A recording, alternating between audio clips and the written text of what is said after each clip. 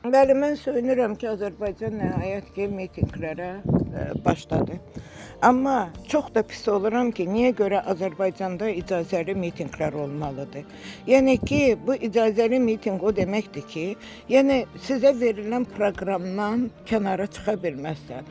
Yaxşı, proqramda siyasi məhbuslardır, başa düşdük. Amma ki, bundan kənara çıxmağa bunlar icazə vermirsə, bu mitinqlərin nə xeyri var? Bəli, istəyərəm millətim getsin mitinqlərə, millətim getsin, öz haqlarını tələb eləsin. Mənim ümidim Əli Kərimliyədir. Necə ki, Əli Kərimli istəsə milləti arxasıcan apara bilər. Bu bir mənalıdır. Amma Əli Kərimlinin, bilmirəm, ən böyük səhvi ondadır ki, Əli Kərimli milləti çox vaxtı yanlış yerə sürükləyir. Məsələn, Əli Kərimli seçkilər vaxtında deyir ki, seçkiləri boykot eləyin, boykota o getməsin cəmaət seçkilərə. Axı cəmaatın seçkilərə getməməyi o deməkdir ki, mənim səsim Siyavuşa verilir, mənim səsim Elmana verilir.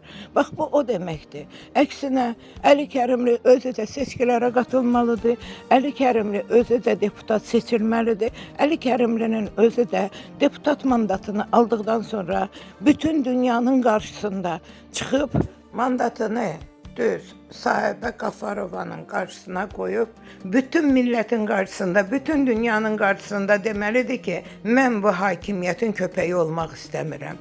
Mən millətimə yalan söz vermək istəmirəm. Mən istəmirəm ki, mənim millətim sabahları məni də bunlar kimi söysün. Ona görə mandatımdan atqaz eləyirəm. Bax, onda mən deyərəm ki, həqiqətən Azərbaycan yavaş-yavaş ayağa qalxacaq. Bəzən otururam, fikirləşirəm. Niyə görə biz Azərbaycanlılar yalnız mitinqi də icazəli eləməliyik? Niyə xeyr ola? Mitinq nə vaxtdan icazəli olub? Burada mitinq eləmirlər, qardaş, burada başqa cürdür. Burada elə bir günən ki, bir dənə adicənə suyu kəsirlər, cəmaət çıxır, hamısı svetoforların qabağında yolu bağlayır, maşınlar yolu bağlayır. Ondan sonra millət yığılır, millət. Bizim kimi deyir, onu qoysun orada götürüb qaçsın özü ki, ona dubinka deyəndə mənə dəyməsin. Bax, onda mən deyərəm ki, bəli. Bax, adicənə bu müxalifət liderlərinə deyirəm. Baxıram, indiki bu videonu qoymuşam, İlqar müəllim, nə bilim, İsa Qəmbərdə, hamısı oradadır. Niyə görə olmasınlar? Niyə görə müxalifət liderləri İlham Əliyevə, Mehriban xanıma yaltaqlanmalıdır? Razi Nurullayev deyir ki, Mehriban xanım Azərbaycanın ikonasıdır. Qardaş, sən götürdün, onda Mehriban xanımın şəklini qoy evin yuxarı başına, ikonadır, ona da səcdə et. İstəyən qədər də səcdə etkinən. Qalan bütün deputatlara aiddir, bütün müxalifət deputatlarına aiddir.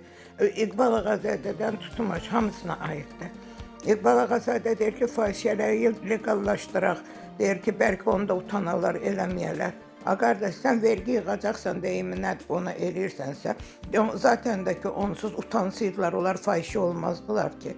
Ona görə bu ölkəni bir normal adam idarə eləməlidir. Mən deyirəm, mənə fərqi yoxdur, Əli gələcək, İlham olacaq, o biri olacaq, fərqi yoxdur. Sadəcə mənə bir dənə o lazımdır ki, bu ölkəni adam kimi idarə eləsinlər.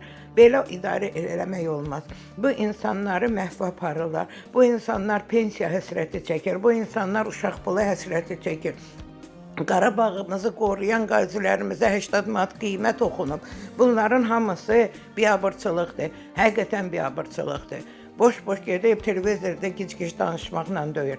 Hərə bir tərəfdən oturur, biri deyir, vedrə belə getdi, biri deyir, nə bilim, körpünü bağlayaq, biri deyir, o birini eləyək. Utanıb ölüb yerə girmirlər də. Allah özü kömək olsun millətimə.